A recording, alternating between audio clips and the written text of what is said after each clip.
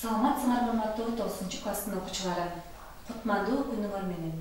Кайрадан биз силер менен кыргыз тили сабагын баштайбыз. Жусуп баласагым. Тил арыстан босогоңдо комдонгон, бошоп кетсе өзүңдү да жеп койгон деп айткан. Балдар, силер бул жерде эмнени байкадыңар? Демек, бул сүйлөмдөрдө эч кандай тыныш белгилери коюлган эмес. Демек, биздин бүгүнкү темабыз тыныш белгилери жана аларды коюунун эрежелери деп аталат. Жогоруда айтып өткөн сүйлөмгө сабактын аягында дептериңерге жазып тыныш белгилери коесуңар. Бүгүнкү биздин сабагыбыздын максаты тыныш белгилери жана аларды коюу эрежелери боюнча маалымат аласыңар. Чекит, суроо белгиси, илеп белгиси, кош чекит, көп чекит, сызыкча жана башка тыныш белгилерин сүйлөмдү колдонуу эрежелерин билесиңер. Өз алдынча иштөөгө үйрөнөсүңөр. Тыныш белгилери тилдик бирдиктерди ажыратуу үчүн сөздөрдүн ортосундагы синтаксистик, логикалык байланышты, сүйлөмдүн коммуникациялык типтерин, андагы эмоциялык маанини, туюнту жана тексттин сырткы көрүнүшүнөн кабар берүү үчүн кызмат кылат. Биринчи тыныш белгибиз чекит. Кандайдыр бир нерсе, окуя, кубулуш жөнүндө жайынча баяндалган сүйлөмдөрдүн аягына коюлуучу тыныш белги чекит деп аталат. Чекит дайыма жай сүйлөмдүн аягына коюлат. Мисалы, кышкы түн, тоң тиштеген карсыз жайдак талаага өңдөш аяздуу асман тигине. Бул жерде ой жайынча баяндалгандыктан сүйлөмдүн аягына чекит белгиси коюлду. Дагы бир мисал келтирсек, жакында Африкадан эң карт баобаб дарагы табылган. Анын жашы туура 5000 жылга чамалаш экен. Дарак улуттук мактаныч деп жарыяланып, атайын күзөтчүлөр коюлган. Бул даракты эч ким кесип да, сындырып да кете албайт. Анткени дарактын жоондугу 25 метр. Бул жерде да өзүңөр байкагандай, жалаң чекит белгиси менен сүйлөмдөр айтылды. Чекит грамматика жагынан толук уюшулган жөнөкөй жай сүйлөмдөрдүн аягына коюлат. Алар жалаң же жайылма сүйлөм түрүндө болушу мүмкүн. Мисалы, борон басылды, жапар кубанды, сен кечикпе, чал кайгырат, жанталашат. Шамбеттин демилгеси бизди кызыктырды. Эриндери дирилдеген Жамиля Осмонду бардык күчү менен жекирди. Бул жерде жалаң жана жайылма сүйлөмдөр катышты, аягына чекит белгилери коюлду. Фамилиясы толугу менен жазылып, аты жана атасынын аты башкы тамгаларынан кыскартылгандан кийин чекит коюлат. Мисалы, Ч. Айтматов, Чыңгыз Айтматов деген сөздү биз Ч. Айтматов деп кыскарттык. А. Осмонов, Т. Сыдыкбеков. Ушундай сөздөрдө чекит белгиси колдонулат. Цифра менен номерленген пункттарды ирети менен көрсөтүүдө санаточтордон кийин чекит коюлат. Булар көбүнчө иш кагаздарына коюлат. Эпикалык, мисалы, Манас дирекциясы жана Заман Кыргызстан газетасы уюштурган элдердин эпикалык казынасы аттуу эл аралык конкурска эмгектер төмөнкү тармактар боюнча жөнөтүлүүгө тийиш. Биринчи, тил жана адабият, экинчи, тарыхый булактануу, үчүнчү, коомдук саясий ой толгоо. Бул жерден биринчи дегендейин чекит белгиси коюлуп жатат, экинчи дегендейин дагы чекит белгиси коюлду. Демек, бул жерде цифраларды ирети менен жазууда дагы чекит белгисин колдонот экенбиз. Пьесаларда ар бир сүйлөөчү кишинин атынан кийин чекит коюлат. Мисалы, Эркин, ошол Жапек Каныбектин досу дешкен, чынбы? Тоту, бала чактарынан дос болушуптур. Анархан, ошол Каныбек өткөн күндөн бери Жапектин үйүндө дешет го. Бул жерде дагы пьесаларды аткарган адамдардан аттарынан кийин чекит белгиси коюлду. Кийинки тыныш белгибиз суроо белгиси. Суроо белгиси экинчи бирөөдөн жооп алуу максатында суроо маанисинде айтылган сүйлөмдөрдүн аягына коюлат. Мисалы, ата, тоонун суусу туптунук жана муздак болобу? Ооба балам. Бул жерде баласы атасына суроо иретинде кайрылгандыктан сүйлөмдүн аягына суроо белгиси коюлду. Суроолуу сүйлөмдөр да түзүлүшү жагынан ар түрдүү болот. Суроолуу сүйлөмдөр сурама татоочтор б мүчөсү жана я, о бөлүкчөлөр аркылуу уюшулат. Мисалы, адамдар эмне үчүн мынчалык жүзү кара? Алардын бири ушул Сашабы. Бул жерде сурама татоочтор кезиккендиктен аягына суроо белгиси коюлду. Тилди каражаттар аркылуу эмес, интонациянын жардамы аркылуу уюшулат суроо белгиси. Мисалы, Сатарбек кроватында эс алып жатып, эми эле жолдо келаткандыгы ойлорун кайталады. Сайраш келер бекен? Мүмкүн ал келечек үй бүлө, жашоо, тагдыр жөнүндө али ойлой электир.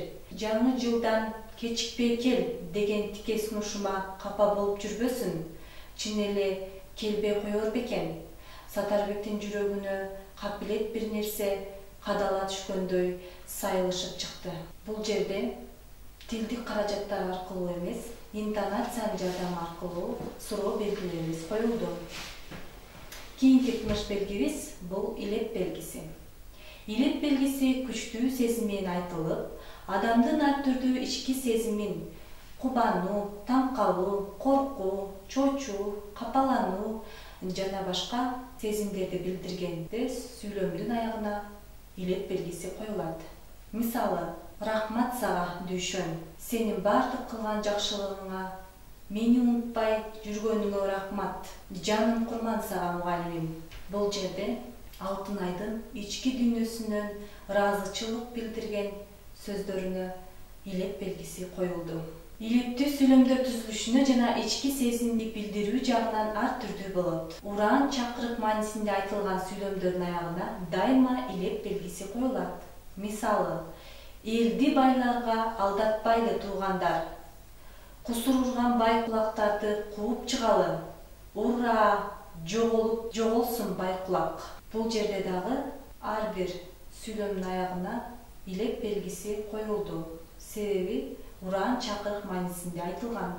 Күчтүү сезим менен айтылган буйруу, тапшыруу, өкүнүү, айыптоо, жемелөө, тилек калуу, жактырбоо жана башка мааниде сүйлөмдөрдүн аягына дагы илеп белгиси коюлат. Мисалы, зоболоңор көтөрүлсүн, жолуңар узарсын, бакыт таалайыңар ачылсын. Бул жерде калуу тилек айтылды, ошондуктан ар бир сүйлөмдүн этегине илеп белгиси коюлуп жатат. Сырдык сөздөр дайыма сүйлөмгө ар түрдүү эмоциялык маани берет. Кубануу, таң калуу, ыраазы болуу, чоочуу, кайгыруу жана башка ушул сыяктуу. Ошол себептен сырдык сөз катышкан сүйлөмдөрдүн аягына дайыма илеп белгиси коюлат. Мисалы, Осмонбек ырчы комузга кошуп ырдап жиберди. Бали, рахмат, көп жаша Оске деген үндөр туш-туш жактан жаңырды. Бул жерде Осмонбекти колдоо иретинде айтылган сөздөрдүн аягына илеп белгиси коюлду. Кийинки тыныш белгибиз кош чекит. Кош чекит негизинен тең байланыштагы татаал сүйлөмдөрдүн жана жөнөкөй сүйлөмдөрдүн ичинде коюлат. Мисалы, үйдөгүлөрдүн баары баятан кызуу сөзгө кирип калган эки абышка алардын жанында отурган энилерим жана апам мени эмне иш менен алек болуп жатканыма көңүл бурушкан жок. Бул жерде тең байланышта татаал сүйлөмдөр катышкандыктан, жалаң жөнөкөй сүйлөмдөр катышкандыктан үйдөгүлөрдүн баары дегенден кийин кош чекит коюлду. Кош чекит да түзүлүшү боюнча ар түрдүү болот. Бир өңчө мүчөлөрдөн мурда колдонулган жалпылагыч сөздөн кийин кош чекит коюлат. Мисалы, Кыргызстандын шаарлары менен кыштактарында маданий агартуу мекемелери, маданият үйлөрү, китепканалар, музейлер, клубтар көбөйдү. Бул жерде бир өңчө мүчөлөрдөн мурда колдонулган жалпылагыч сөздөрдөн кийин кош чекит белгиси коюлду. Татаал сүйлөмдөрдүн тутумундагы биринчи сүйлөмдүн маанисин кийинки сүйлөмдөр чечмелеп, же анын себебин көрсөтүп турса, жалпыланган маанидеги сүйлөмдөн кийин кош чекит коюлат. Алжыгандын 3 түрү бар. Бири тарынчак, бири ыйлак, бири богоз. Бул жерде жалпылагыч сөздөн кийин кош чекит коюлуп турат. Демек, биздин жогоруда айтылган эрежебизге туура келди. Тике сөздөн мурун келген төл сөздөн кийин дайыма кош чекит коюлат. Чарчаңкы кыймыл менен нан туурап жатып ал. Ысык эле бойдон экен. Ал апа, жаңы буудайдын нанынан биринчи ооз тийгин, деди. Бул жерде тике сөздөн мурун келген төл сөздөн кийин кош чекит коюлду. Кийинки тыныш белгибиз көп чекит. Көп чекит сүйлөмдүн кандайдыр бир себептер менен үзүлүп же токтолуп айтылган жерине коюлат. Үзүлүп айтылуу сүйлөм мүчөлөрүнүн арасында, сүйлөм аягында, кээде ортосунда да учурашы мүмкүн. Ушуга байланыштуу көп чекит сүйлөмдүн ичинде, аягында да коюла берет. Мисалы, Жапар Жутабайга жардамдашып радиону коюшту. Радио дар-дар этип шуулдап туруп, бирден улуу ата мекендик согуш биздин толук жеңишибиз менен аяктады. Европада согуш бүттү деген сөздөр угулду. Бул жерде балдар сөздөр үзүлүп айтылгандыктан сүйлөмдүн ортосунда көп чекиттер колдонулду. Сүйлөмдөр төмөнкүдөй себептер менен үзүлүп, бөлүнүп айтылып жазууда ал жерге көп чекит коюлат. Бирөө сүйлөп жатканда экинчи киши анын сөзүндө кийлигише калып, өзүнүн оюн айта баштайт да, биринчи сүйлөп жаткан кишинин речи бөлүнүп, айтайын деген оюн толук бере албай калат. Ал өз оюн экинчи киши сүйлөп бүткөндөн кийин кайта улантат, же болбосо улантылбай кала берет. Ушундай учурда балдар көп чекит колдонулат. Мисалы, ал эмнең жеңе? Кызың бул эле жерде жакын го, андан көрө өмүрүн тилеп деп Жидегүл бирдеме айтайын дегенде Зейне апаны сен сүйлөбө деп жекирди да аны кайра күчөдү.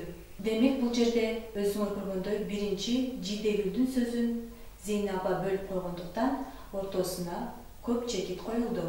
Кубанганда, кайгырганда, шашканда, корккондо, өкүнгөндө, чарчаганда, же бир жери ооруп, алдастаганда, бир нерсеге толкунданып, аптыкканда жана башка сүйлөөчү өз оюн айтып бере албай турган абалда болот. Натыйжада айтыла турган ой үзүлүп берилет. Мындай учурда бөлүнүп, токтолуп айтылуу сүйлөмдөгү сөздөрдүн арасында алган эмес бир сөздүн ичинде да болушу мүмкүн. Мисалы, Жапаргүл мен дагы башын кармалап, мага эмне болуп турат деген. Менин башым ооруйбу же мен жаман болуп турам?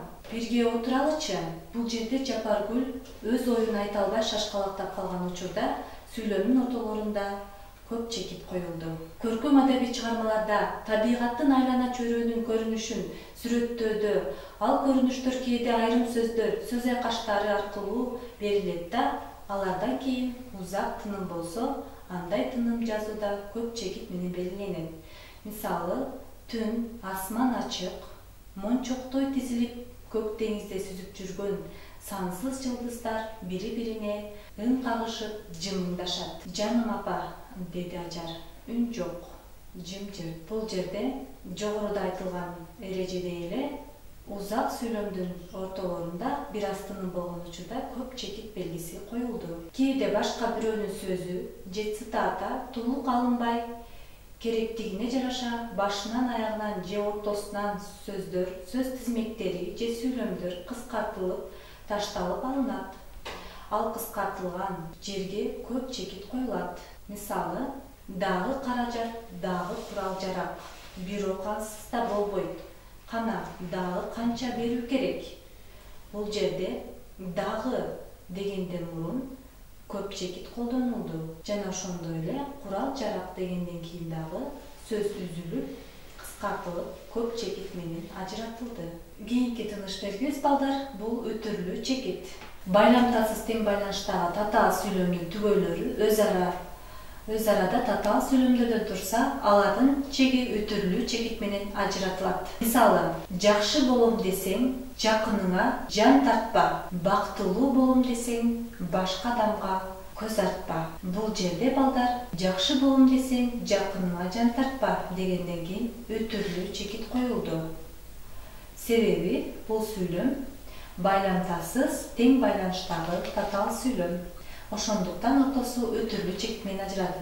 Жалпыланган маанидеги сүйлөмдөрдүн маанилик жактан чечмелөө үчүн колдонулган цифра же тамга аркылуу саналып айтылган пункттардагы сүйлөмдөрдүн же сөз айкаштарынын аягына өтүрлүү чекит коюлат. Мисалы, Кыргыз Республикасынын аткаруу бийлигинин тышкы соода иши мамлекеттик жөнгө салуу үчүн Кыргыз Республикасынын өкмөтү Кыргыз Республикасындагы бирдиктүү тышкы соода саясатын жүргүзүүнү камсыз кылат жана аны ишке ашыруу боюнча чараларды жүзөгө ашырат, тиешелүү чечмелерди кабыл алат жана алардын аткарылышынан камсыз кылат. Бул жерде балдар ар бир сүйлөмдүн этегине өтүрлүү чекит коюлууда. Себеби бардыгы жалпыланган маанидеги сүйлөмдөрдүн маанилик жактан чечмелөө үчүн колдонулган сүйлөмдөр болуп айтылат. Экинчи, жыл сайын тышкы соода ишин өткөрүүнүн программасын иштеп чыгат. Ушул мыйзамга ылайык Кыргыз Республикасынын ички рыногун коргоо боюнча чараларын көрөт. Мыйзамдарга белгиленген чектерде бажы тарифиндеги өлчөмдөрүнүн көлөмүн аныктоо жөнүндө чечим кабыл алат. Мыйзамга ылайык экспортко жана импортко сандык чектөө киргизилет. Бул жерде балдар сүйлөмдөрдүн бардыгы өтүрлүү чекит менен колдонулуп жатат. Себеби цифра же тамга аркылуу саналып айтылган пункттардагы сүйлөмдөрдүн же сөз айкаштарынын аягына өтүрлүү чекит коюлат деп жогоруда айтып өттүк. Кийинки тыныш белгиси бул сызыкча деп аталат. Сызыкчанын милдети сүйлөмдүн ички бөлүнүшүн көрсөтүү жана сүйлөмдүн кийинки бөлүгүн алдыңкы бөлүгүнө бир аз арылатып туруу болуп эсептелет. Мисалы, кыргыздардын байыркы тарыхы, коомдук түзүлүшү, көркөм дүйнөсү, үрп-адаттары, дили, коомдук, саясий, ой толгоосу, бар элдик өзеки чыгармачылыктын орошон үлгүсү болгон Манас эпосунда камтылган. Бул жерде сызыкча балдар кош сөздөрдүн дагы ортосуна коюлду.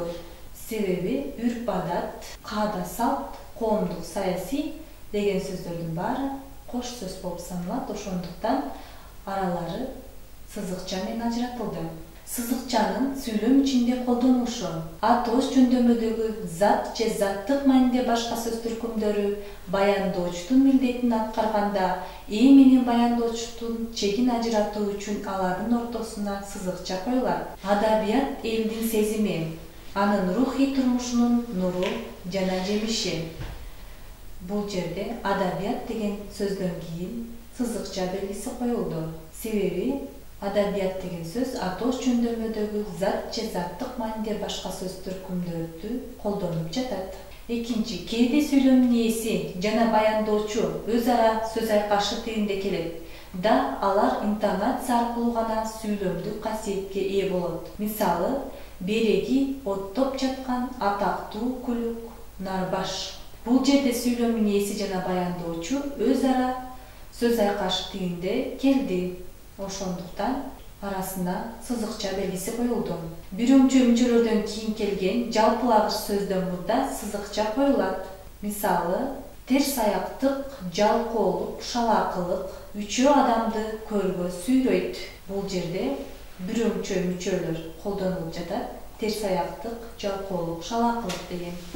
Ошондуктан арасы тирени менен сызыкча менен ажыратылды. Обочолонгон түшүндүрмө бирөмчө мүчөлөрдүн болсо же тескерисинче айкындалуучу мүчө бирөмчө мүчөлөр аркылуу уюшулса, түшүндүрмө мүчө сызыкча аркылуу ажыратылат. Мисалы, элдик өзеки чыгармачылыгыбыздын, сүрөт, театр, искусствобуздун, адабиятыбыздын, дегеле рухий байлыгыбыздын көрөнгөсү бөксөрбөсө экен. Бул жерде обочолонгон түшүндүрмө бирөмчө мүчөлөрдөн сөздөр куралды. Ошондуктан араларына сызыкча белгиси коюлду. Сүйлөмдө тике сөз менен төл сөздүн чеги дайыма сызыкча аркылуу ажыратылат. Мисалы, адам өлөт, искусство эч качан өлбөйт деп айткан экен атактуу Гиппократ. Бул жерде Төл сөз адам өлөт, искусство эч качан өлбөйт дегенден кийин тирип сызыкча белгиси коюлду. Ошондуктан бул биздин жогорудагы эрежебизге дал келди. Кептин диалог формасында айтылган сүйлөмдөр жаңы жолдон башталып жазылат да араларына сызыкча коюлат. Мисалы, аман сынбы, жолдош, яровой, аманчылык, иш кандай, жакшы, эмне жаңылыктар бар, деди яровой. Жаңылык деле жок, суусамырда той болду дешет. Ал кандай деп укканын чындыгын билгиси келди. Оба, чын, чоң той болду. Бул жерде балдар кеп диалог формасында колдонгондуктан сызыкча белгиси колдонулду. Баяндоочу кыскартылып айтылган сүйлөмдөрдө ийден кийин сызыкча коюлат. Айдын 15-и жарык, 15-и караңгы. Бул жерде баяндоочу кыскартылып айтылгандыктан сызыкча белгиси колдонулду. Мейкиндик, мезгилдик жана сандык аралыкты чекти билдирген эки сөздүн же цифранын ортосуна сызыкча коюлат. Балыкчы Кочкор темир жолун куруу иши буйруса 1997 жылда башталганы турат. Бул жерде мезгилдик жана сапаттык аралыкты чекти билдирген сөздөр колдонулду. Араларына сызыкча белгиси менен ажыратылды. Байламтасыз тең байланышта татаал сүйлөмдөрдүн тутумунда жөнөкөй сүйлөмдөрдүн экинчиси мааниси боюнча биринчи сүйлөмдө айтылган ойго кескин түрдө карама-каршы келген жыйынтыгы иш-аракетти билдирсе, андай жөнөкөй сүйлөмдөрдүн арасына сызыкча коюлат. Мисалы, үйүндө кашык айраны жок, уулунун аты Жубарымбек. Бул жерде сызыкча белгиси менен ажыратылып айтылды. Байламтасыз тең байланышта татаал сүйлөмдүн тутумунда жөнөкөй сүйлөмдөрдүн биринчи сүйлөмдө айтылуучу ойдун натыйжасын билдирсе же ага толуктоо, түшүндүрүү мүнөздөгү маани берип турса, араларына сызыкча коюлат. Мисалы, мал баксаң кой бак, каймак кетпейт чараңдан деген сүйлөмдө арасына сызыкча белгиси коюлду. Себеби сүйлөмдүн тутумунда жөнөкөй сүйлөмдөрдүн экинчиси биринчи сүйлөмдө айтылуучу ойдун натыйжасын билдирсе же ага толуктоо, түшүндүрүү мүнөздүү маани берип турса, демек ортосуна сызыкча белгиси коюлат экен. Анда эмесе үйгө тапшырма алабыз балдар. Тапшырма аңгеме түзүү. Өзүңөр каалаган темада тыныш белгилерин туура катыштырып аңгеме түзүп келесиңер. Саламатта калгыла.